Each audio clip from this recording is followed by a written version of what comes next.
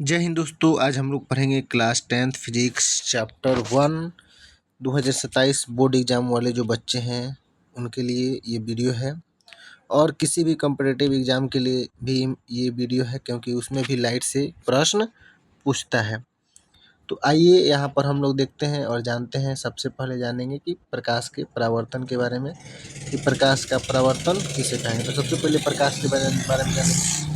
प्रकाश यानी कि लाइट। प्रकाश एक प्रकार की क्या है, ऊर्जा है, अथवा कह सकते हैं कि प्रकाश वह भौतिक कारक है जिसकी सहायता से हम किसी वस्तु को देख पाते हैं। ठीक है, तो यहाँ पर आप लोग देख सकते हैं इसको।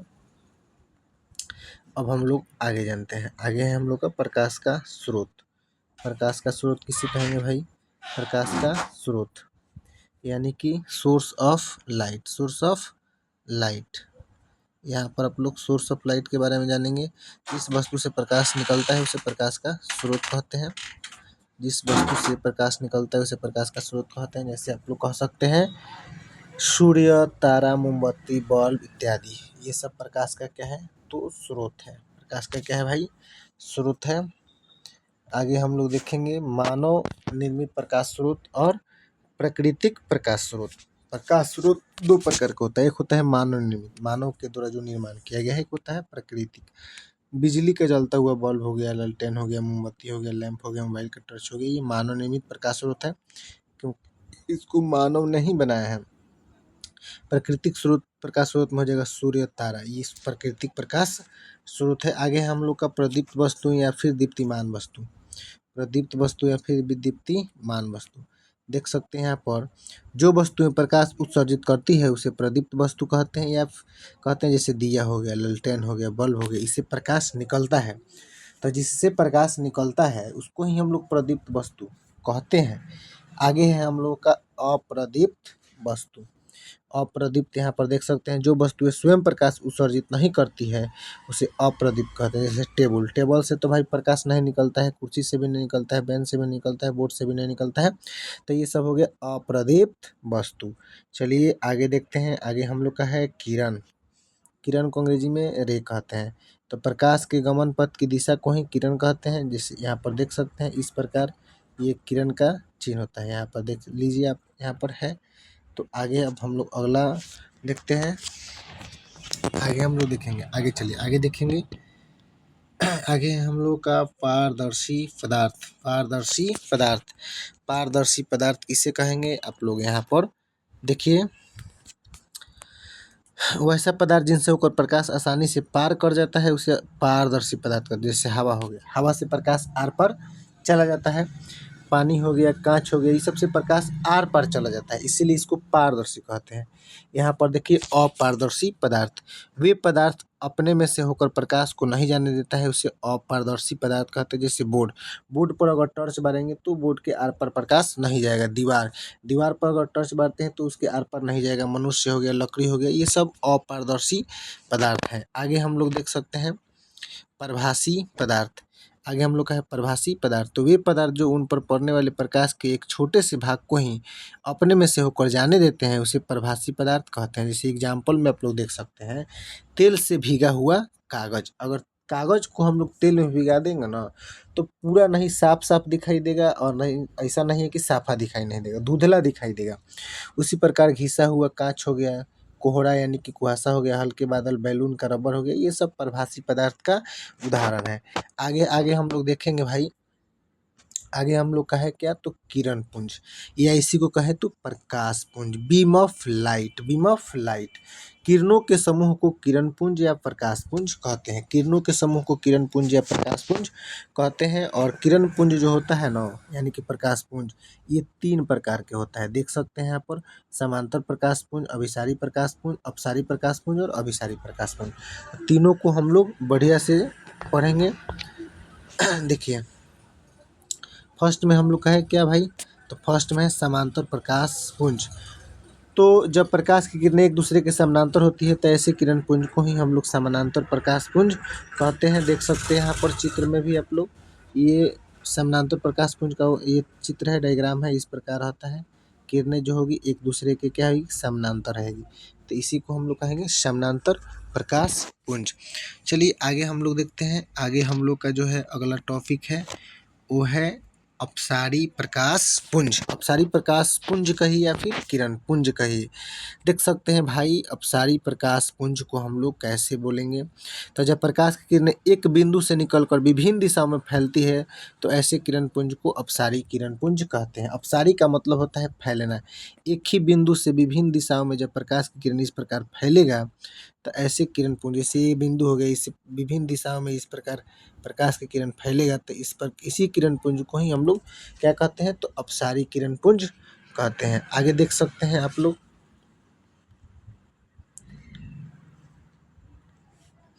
आगे है हम लोग का अभिसारी किरण पुंज या फिर प्रकाश पुंज। देखिए यहाँ पर अभिसारी दिया है, अभिसारी प्रकाश पुंज। तो जब प्रकाश की किरणें विभिन्न दिशाओं से होकर एक ही बिंदु पर आकर मिलती है तो ऐसे किरण पुंज को अभिसारी प्रकाश पुंज या फिर किरण पुंज कहते हैं। देखिए विभिन्न दिशाओं से होकर, ऐसे विभिन्न दिशाओं से होकर एक ही बिंदु पर अगर आ रहा है तो ऐसे किरण पुंज को अभिसारी किरण पुंज कहते हैं। अभिसारी मतलब इकट्ठा होना, अभिसारी मीन्स इकट्ठा होना। आप लोग चित्र में देख सकते हैं, यहाँ पर चित्र में आप लोग देख सकते हैं, चित्र में यहाँ पर आप लोग देख सकते हैं। अगला है हम लोगों का प्रकाश का परावर्तन। सॉरी, कट जा रहा है वीडियो, इसको इधर लाओ भाई, इसको इधर लाओ। अगला है हम लोगों का प्रकाश का, ये तो पढ़ लिए हम लोग, प्रकाश का परावर्तन। देखिए प्रकाश का परावर्तन यहाँ पर दिया गया है, यानी कि रिफ्लेक्शन ऑफ लाइट कहे तो रिफ्लेक्शन ऑफ लाइट। देखिए यहाँ प्रकाश के किसी वस्तु से टकरा कर लौटने को ही प्रकाश का परावर्तन कहते हैं। जैसे टॉर्च बारते हैं दीवार पर, टकरा कर वापस लौट गया तो इसी प्रक्रिया को प्रकाश का परावर्तन कहते हैं। और इसमें देखिए ये हम लोग का नीचे वाला जो हो गया समतल दर्पण हो गया, ये समतल दर्पण है, ठीक है। प्रकाश का किरण अगर किसी सतह पर पड़ती है आकर तो उसको आपतित किरण, टकरा कर वापस लौट जाएगी तो उसको परावर्तित किरण। आपतित किरण इस सतह के जिस बिंदु पर पड़ता है उस बिंदु को आपतन बिंदु, आपतन बिंदु पर खींचे गए लंब को अभिलंब। अब क्या होता है कि हो गया आपका आपतित किरण, ये आपतित किरण हो गया और ये अभिलंब हो गया। इसके बीच में एक कोण बना है, इस कोण को कहते हैं आपतन कोण। परावर्तित किरण, ये हो गया परावर्तित किरण और ये हो गया अभिलंब। इसके बीच में जो कोण बनेगा इसको परावर्तन कोण, ठीक है। तो आगे हम लोग देखते हैं, जैसे यहाँ पर आप लोग देख सकते हैं दिया है आपतित किरण, इसे कहेंगे भाई तो वह किरण जो दर्पण के सतह पर पड़ती है उसको आपतित किरण कहते हैं। यही जो है हम लोग का आपतित किरण है। उसी प्रकार परावर्तित किरण, तो परावर्तित किरण किसे कहेंगे, तो वह किरण जो दर्पण के परावर्तक सतह से टकरा कर वापस लौट जाती है उसे परावर्तित किरण।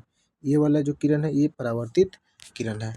चलिए आगे हम लोग देखते हैं, आगे आप लोग देख सकते हैं भाई यहाँ पर आगे जो है हम लोग का दिया गया है आपतन कोण। आपतन कोण, आपतन कोण यहाँ पर है हम लोग का, अरे भाई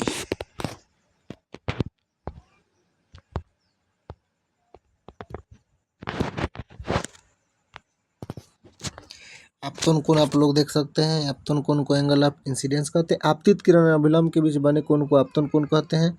यहाँ पर आप लोग देख सकते हैं, यहाँ पर आप लोग देख सकते हैं कि ये जो है आपतित किरण हो गया और ये हो गया अभिलंब हो गया, इसके बीच में यहाँ कोण बना है, यही कोण जो होगा आपका क्या कहेगा, आपतन कोण।